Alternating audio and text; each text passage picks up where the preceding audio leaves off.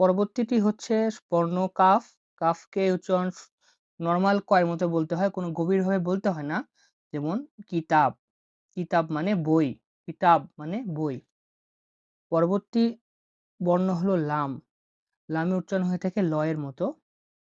উদাহরণ হলো লাবান, লাবান মানে দুধ, লাবান মানে দুধ। পরবর্তী শব্দ মিম, মিমের উচ্চারণ হয়ে থাকে ময়ের মতো। উদাহরণ হচ্ছে মা, মা মানে পানি, মা মানে পানি। নুন, নুনে উচ্চারণ হয়ে থাকে নয়ের মতো। উদাহরণ হলো নাজম, নাজম মানে তারা, নাজম মানে তারা। পরবর্তী শব্দ হা, হা উচ্চারণ হয়ে থাকে হয়ের মতো। হিলাল, হিলাল মানে চাঁদ, হিলাল মানে চাঁদ, হিলাল চাঁদ, মুন, হিলাল। ওয়াও উচ্চারণ হয়ে থাকে উ বা উ হিসেবে, যেমন ওয়ার্দ, ওয়ার্দ মানে গোলাপ, ওয়ার্দ মানে গোলাপ।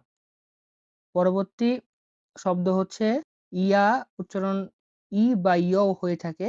উদাহরণ দেখছি আমরা ইয়াদ, ইয়াদ মানে হাত, ইয়াদ মানে হাত বা হ্যান্ড।